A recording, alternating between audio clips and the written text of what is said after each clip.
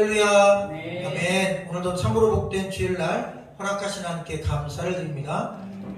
우리나라에서 가장 큰 건물 중에 하나, 롯데 월드타워라는 건물이 있습니다. 물론 이 건물이 우리나라에서 가장 높은 건물에 해당하지만 전 세계적으로는 5번째 높은 건물이라고 합니다.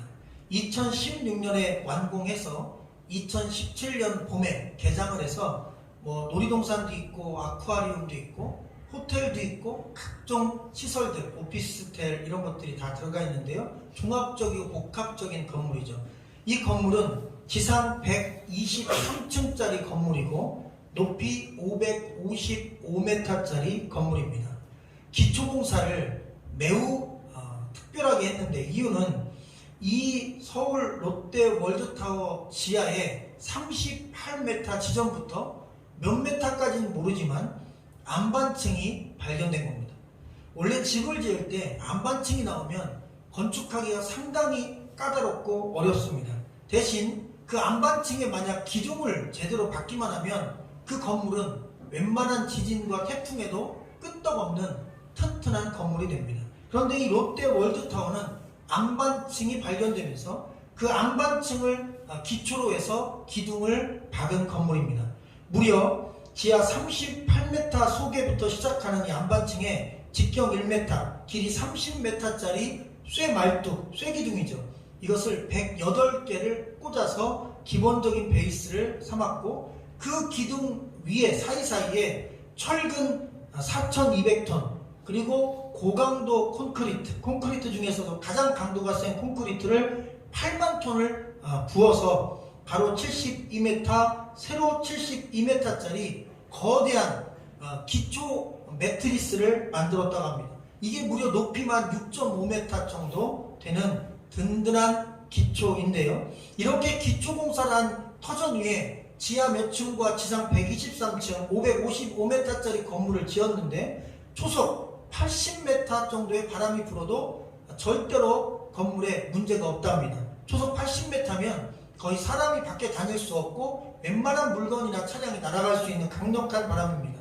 또한 진도 9에 해당하는 강력한 지진이 일어나도 무너지지 않는 튼튼한 기초를 가지고 있는 건물로 평가받고 있습니다. 아직까지 우리나라에서는 진도 9 정도에 해당하는 지진은 거의 발생하지 않았습니다. 어지간하면 3, 4, 아주 센 큰 지진도 5, 6을 넘지 않는데 진도 9는 우리가 경험하기는 쉽지 않은 지진이죠. 아마 서울시가 다 무너질 겁니다. 진도 9면. 근데 진도 9에도 이 롯데 월드타워는 튼튼합니다. 이유는 반석 속에 기초를 쌓았기 때문이고 기둥을 박았기 때문입니다.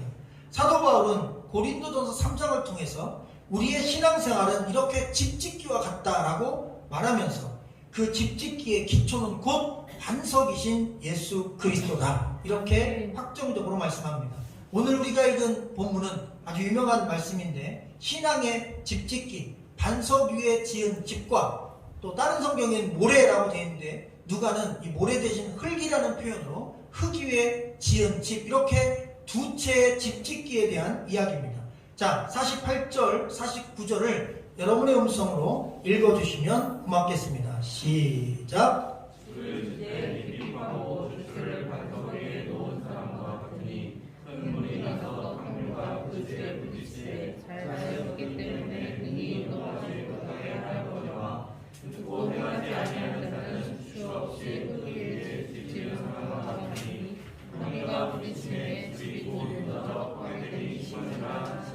아멘. 48절 중에 나오는 첫 번째 집은 집을 짓되 깊이 파고 주추를 반석 위에 놓은 사람과 같다라고 했습니다. 여기서 이 반석은 돌, 안반층. 아까 그 롯데 월드타워가 돌에다가 기둥을 박은 것처럼 튼튼한 기초를 만들었다는 의미가 되겠죠. 집을 짓되 땅을 깊이 파서 반석 위에 주초를 놓은 사람은 말씀을 듣고 순종하는 삶을 사는 자다. 이렇게 말씀은 평가하고 있습니다. 그는 어떤 풍랑에도 넘어지거나 흔들리지 않는 사람이고 마태복음에서는 이러한 사람을 지혜로운 사람이라고 했습니다. 주초를 반석 위에 지은 집, 그리고 튼튼한 기초를 가지고 건물을 세운 집, 이렇게 지혜롭게 지은 사람의 집은 어떤 바람이 불어도 여기 탕류라고 되어 있는데 다른 성경에는 뭐 바람이 불고 그리고 태풍이 일어나고 그리고 어떤 물보라가 일어쳐도 큰 물이 일어나도 끄떡없고 무너지지 않는 튼튼한 집이라고 표현하고 있습니다. 그런데 49절에 보면 다른 종류의 집도 있습니다. 듣고 행하지 아니하는 자는 주초 없이 흙 위에 집을 지은 자 같다고 했습니다. 이렇게 주초 없이 흙 위에 집을 지은 사람은 말씀을 듣고 행하지 않는 자와 같으니 이러한 사람은 환난이 일어나고 시험이 오고 인생과 신앙에 어려움이 닥치는 날 무너진다는 것입니다. 마태복음에서는 이러한 자를 흙 위에 모래 위에 집 지은 자를 어리석은 사람이라고 평가하고 있습니다. 여러분, 이 두 가지 이야기에서 한 가지 중요한 특징이 있습니다. 이 두 집이 겉모양은 겉으로 볼 때는 비슷하고 그리고 무엇이 차이가 나는지 알 수 없다는 것입니다. 나무가 뿌리는 안 보이니까 겉모양 나무가 튼실해 보이면 둘 다 튼튼한가 보다 이렇게 생각하는 것처럼 겉으로 보이는 이 땅 위에 있는 집의 모양은 둘 다 비슷했습니다. 그런데 어떤 집은 똑같이 지었는데 기초를 튼튼히 했어요. 반석 안반층에 기둥을 박았어요. 그리고 기초공사를 잘했어요. 그리고 나서 그 땅 위에 건물을 얹었어요. 태풍이 와도 지진이 와도 어떤 바람이 불어도 그 집은 무너지거나 흔들리거나 떠내려가지 않습니다. 그런데 똑같은 모양의 똑같은 집인데 똑같은 장소에 있는 집인데 태풍이 몰아쳐오고 그리고 거센 물결 탕류가 밀려오자 이 집은 그냥 통째로 떠내려가고 부서지기 시작합니다. 완전히 파괴됐다고 되어 있어요. 왜? 기초가 모래 위에 흙 위에 그렇게 기초가 부실하게 지어졌기 때문이라는 것입니다. 외형은 비슷하지만 탕류, 다시 말하면 거친 물살, 태풍, 우리 영적인 의미로는 시험이나 환난이나 위기가 오면 곧장 무너지는 신앙이 이와 같은 신앙이다. 오늘 말씀은 우리에게 두 가지 이야기를 통해 영적인 교훈을 줍니다. 확실한 교훈은 이렇습니다. 기초에 충실한 신앙은 위기가 와도 절대 무너지지 않는다는 것입니다. 한번 따라해 주시면 감사하겠습니다. 기초에 충실한 신앙은 위기가 와도 절대 무너지지 않는다. 할렐루야. 우리 모든 성도님들과 죄종들이 우리 교회를 통해 기초가 튼튼한 신앙, 기초가 튼튼한 신앙의 집을 짓기를 주의 이름으로 간절히 축원합니다. 46절, 7절 한 번 더 여러분 읽어주시면 고맙겠습니다. 시작. 너희는 나를 불러 주여 주여 하면서도 어찌하여 내가 말하는 것을 행하지 아니하느냐. 내게 나와 내 말을 듣고 행하는 자마다 누구와 같은 것을 너희에게 보이리라. 아멘. 오늘 47절에 보니까 내게 나와 내 말을 듣고 행하는 자마다 누구와 같은 것을 보이리라 하면서 이 반석 위에 집 지은 사람이 내 말을 듣고 행하는 자와 같이 기초를 튼튼히 세운 사람과 같다고 말씀했습니다. 이 말씀에 나온 이 탕류라고 하는 것은 환란을 능히 탕류라고 하는 환란이 왔을 때 그 모든 환란의 여러 가지 모양들을 탕류로 표현한 것입니다. 그래서 물이 오고 태풍이 오고 그리고 여러 가지 어려움들이 닥쳤을 때 바로 그것을 얼마나 잘 견디느냐라고 하는 것을 보면 그 신앙이 튼튼한 기초가 있느냐 없느냐를 평가할 수 있다는 것입니다. 사도행전에서 보면 하나님 나라에 들어가기 위해서는 인생 여정, 신앙의 여정 중에 수많은 이 탕류, 환난, 위기, 어려움들이 닥쳐오는데 그 어려움들을 견뎌내야 우리가 이 세상 떠날 때 하나님 나라에 들어갈 때 승리하며 또 믿음으로 살아간 삶을 하나님의 나라에서 위로받을 수 있다고 합니다. 그래서 환난을 견디려면 신앙의 기초가 튼튼해야 합니다. 이 신앙의 기초가 없으면 환난은 고사하고 믿음을 지켜내기도 어렵다는 것입니다.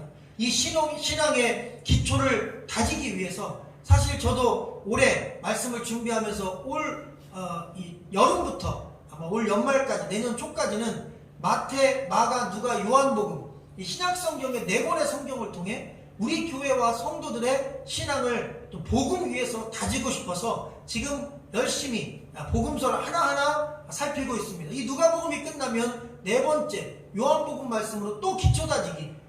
어떻게 보면 이 4개의 복음서가 반석 위에 심겨지는 4개의 쇠기둥이라고 생각하시면 되겠습니다. 우리 모두 이 기초 예수 그리스도의 말씀과 또 그분이 가르쳐주신 우리에게 행하라고 하신 말씀에 기초가 든든한 신앙이 되기를 주님의 이름으로 간절히 축원합니다. 그러면 과연 무엇을 행하는 것이 우리가 기초를 튼튼히 하는 것일까요? 그리고 우리가 예수님의 그 수많은 말씀 중에 어떤 말씀을 실천해야 우리 신앙의 기초가 든든해질까요? 예배를 열심히 참석해야 되나?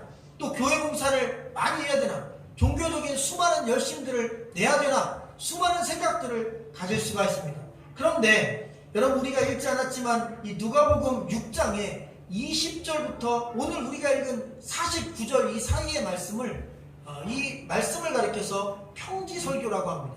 마태복음에서는 산상수훈이라고 하는데 이 누가복음에서는 평지수훈, 다른 말로 얘기하면 예수님께서 평지인 들판에서 특별한 가르침을 주신 이야기다 해서 마태복음의 산상수훈과 이 평지수훈, 평지설교는 같은 맥락의 말씀입니다. 실제로 내용도 아주 비슷합니다.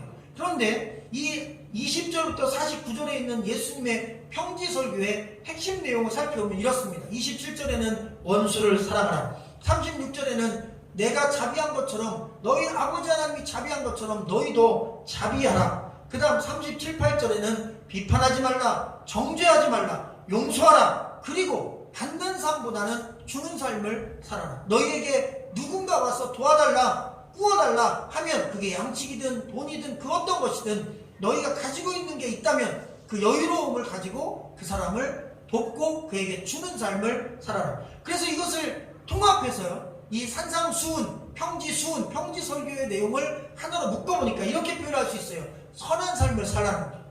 선한 삶을 추구하라는 것입니다. 그래서 사실 이거 내용들을 전부 다 우리가 나열하지 않아도 한마디로 정의해서 예수 그리스도를 믿고 그분의 말씀을 듣고 우리가 선한 삶을 실천하며 살아갈 때 우리 신앙의 기초가 든든해진다는 것입니다. 그런 삶의 과정이 쌓이면서 마치 기초공사가 막 이게 순차적으로 되는 것처럼, 콘크리트가 쌓이는 것처럼, 철근이 쌓이는 것처럼, 기둥이 막 10개, 20개, 100개 박히는 것처럼 그 선한 순종, 선한 삶이 막 기둥처럼 박히면서 우리 신앙이 든든하게 지탱된다는 것입니다. 예수 그리스도를 믿는 이 종교적인 신앙적인 열심과 그리고 그분의 말씀에 따라서 선하게 살고 착하게 사는 이 선한 삶이 양대 기둥이 되어 우리 신앙을 든든하게 기초적으로 지탱해 준다는 사실을 믿으시기를 주의 이름으로 간절히 축원합니다. 마태복음에서는 이 삶을 세상의 빛이라고 했습니다.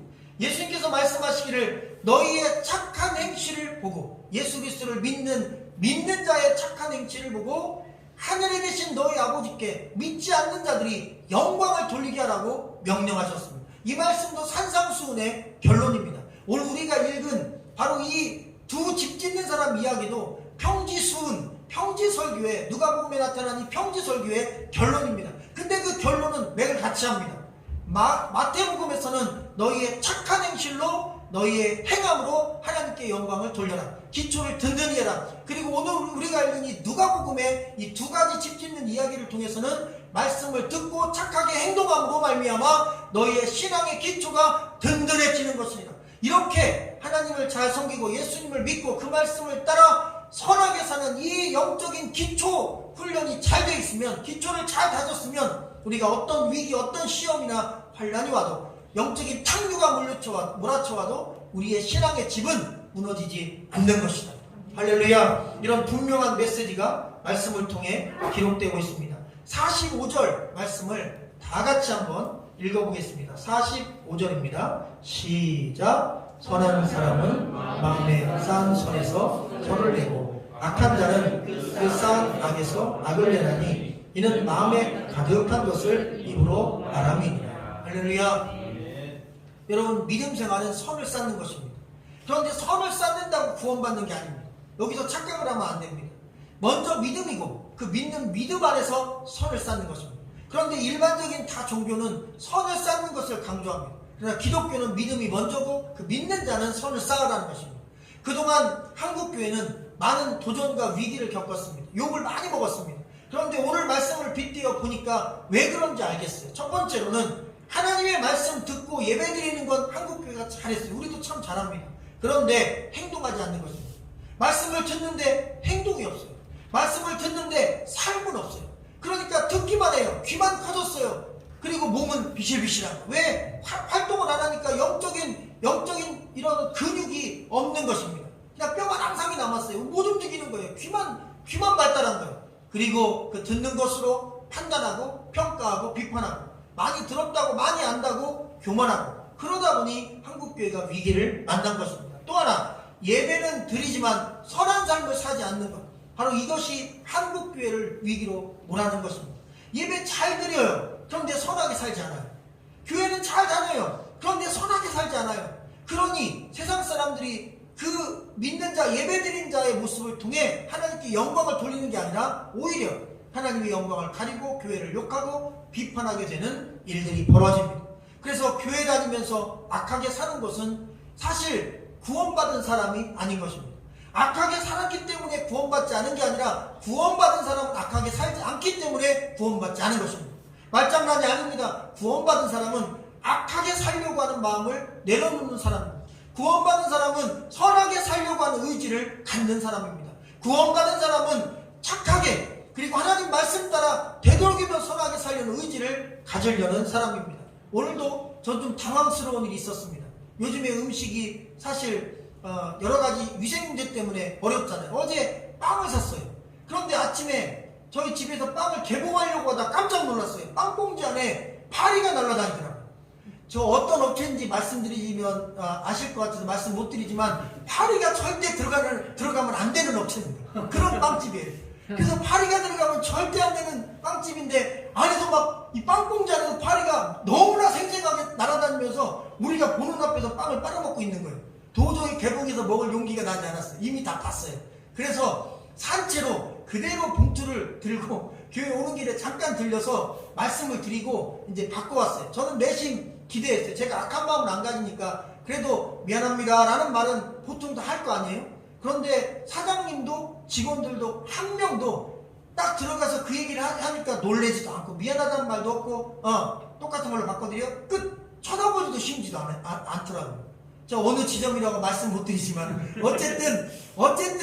어쨌든 그 집이에요. 그런데 마음속에 약간 울컥하는 마음이 있더라고요. 저 바쁜데 지나가는 길에 들리는 것도 쉽진 않은데 그래도 이 음식이 썩으면 안 되니까 바꿔야 되겠다는 마음으로 갔는데, 도의적으로 사람이 말이죠.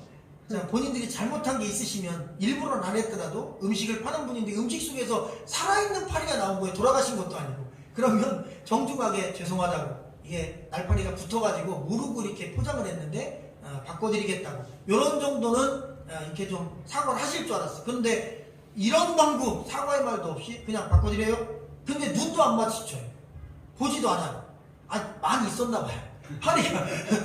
그래서 너무나 좀 마음이 씁쓸했어요. 만약 제가 그리스도를 믿는 사람이 아니라면, 내가 신앙을 갖지 않은 사람이라면 한번 좀 세게 부딪혀보고 싶다는 생각도 했습니다. 그러나 참았어요. 왜? 얼마나 자영업자분들이 어렵습니까? 사실 일부러 파리를 집어넣은 것도 아니고 단내가 나니까 거의 날파리가 살짝 들어와서 모르고 한 거니까 실수죠. 악의적인 게 전혀 없는 거예요. 그러니까 실수한 것도 미안하다 말하면 서로 웃으면서 괜찮습니다 그러고 서로 죽으려 하는 어떤 빵집이니까 할 수 있는데 그조차 하지 않는 거예요. 냉정한 그 태도에 화가 났지만 잘 참았습니다. 더군다나 오늘 말씀이 그렇더라고요. 화내서는 안 되겠더라고요. 그럼 저도 잘못되는 거 아닙니까? 참을 수 있는 건 참아야죠. 그런데 우리가 이 말씀을 통해 오해하지 말아야 될 게 있습니다. 어떤 경우에 그리스도인들이 완전히 바보처럼 살아가는 말씀인 줄 아는데 그렇지 않습니다. 여러분, 정당하게 요구할 건 요구하고 바꿀 건 바꾸고, 그리고 그 이상 악한 마음으로 사람을 대하지 말라는 것입니다. 우리가 이런 기본적인 질서를 모르면 너무 다 손해만 보며 사는 거예요. 그렇지 않아요. 무조건 손해보고 사는 뜻이 아닙니다. 선하게 살려는 의지를 가지라는 것입니다. 그리고 너무 악독하게 굴지 말라는 것입니다. 우리가 그리스도인이니까, 안 믿는 사람도 착한 사람 얼마나 착합니까? 그러니까 그리스도인으로서 그래도 어느 정도 우리가 이 말씀 따라 순종하며 살려고 하는 것입니다. 제가 질문을 들었을 때 그 질문은 쉬운 질문이 아니었습니다. 용서하라는 말씀을 들었대요. 원수를 사랑하라는 말씀을 들었대요. 오늘 우리가 읽지 않았지만 이 평지설교의 첫 번째 메시지도 원수를 사랑하라는 것입니다. 그런데 자기 친구 중에 정말 용서가 안 되는 친구가 있는데 아무리 생각해도 용서가 안 된대요. 그래 나는 구원을 받지 못했다는 거예요. 그래서 너무나 제가 충격을 받았어요. 참 순수한 영혼이구나. 친구가 용서가 되지 않아요. 그래서 저는 용서를 못해요. 하나님 말씀이 내 안에서 이루어지지 않으면 나는 구원받은 사람이 아니라는 거예요. 그런데 제가 확실하게 얘기해줘서 아니라는, 구원받았다고 했어요. 그러면은 용서하라는데 용서 못했는데 그럼 어떻게 하냐? 그래서 주께서 말씀하신 거 아니냐? 우리가 용서가 안 되니까 예수 그리스도가 대신 우리를 용서하고 십자가에 죽은 게 아니냐? 만약 우리가 하나님 말씀대로 100% 살 수 있으면 예수 그리스도가 죽을 이유도 없고 우리가 죄인이 아닐 것인데, 우리가 죄인이라는 사실은 말씀을 100% 순종하기에는 불가능한 인생이라는 것이다. 그러니 여러분 이 말씀 따라 살려는 의지를 가지라는 것입니다. 할렐루야. 그러나 때로는 그것이 지켜지지 않을 때가 있는 거예요. 용서가 안 되는 게 있는 거예요. 때로는 욱하는 마음에 혈기를 볼 때도 있는 거예요. 그때는 구원받지 못한 게 아니라 그렇게 살려는 의지를 가졌음에도 불구하고 그 불쾌한 마음에 울컥하고 한번 화를 냈다고 해서 구원받지 못한 게 아니라, 그때는 시간이 좀 지나서 그 사람께도 사과하고 하나님 앞에 제가 그렇게 실수했다고, 의지는 그렇지 않은데 제가 욱하는 마음에 제가 선하게 착하게 행동하지 못했다고 회개하면 여러분 그것 또한 주님께서 받아주시지 않겠습니까? 중요한 것은 선하게 말씀 따라 살려고 하는 의지를 갖는 것입니다. 그런데 그 의지조차 없는 것입니다. 교회 다니고 더 악독해요. 예배 드리고 더 악랄합니다. 그러니 어찌 그 사람이 구원받은 사람일 수 있습니까? 그리스도인은 그리스도인답게 선한 의지를 갖고 살아가는 것입니다.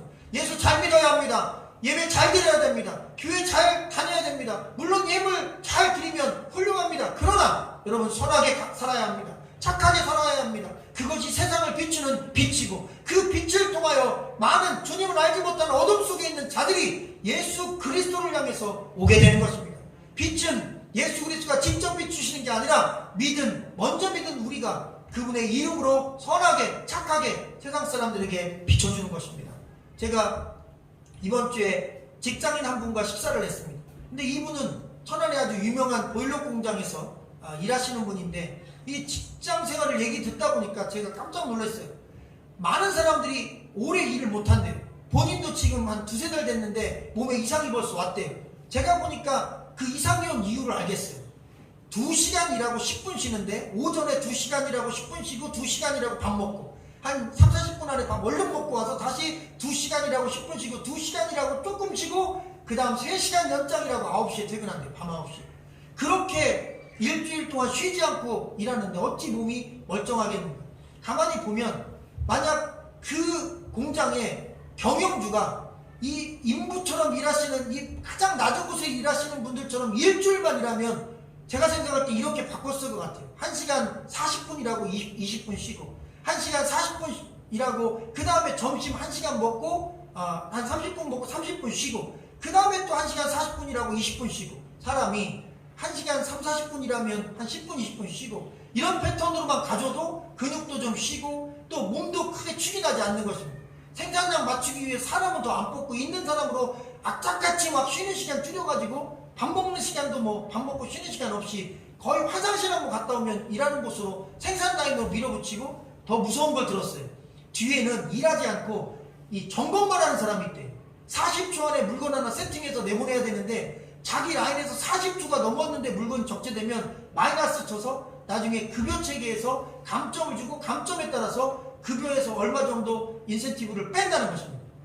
그러니 목숨 걸고 40초를 맞춰서 계속 조이고 밴딩하고 보내고, 조이고 밴딩하고 보내고, 이렇게 일한다는 것입니다.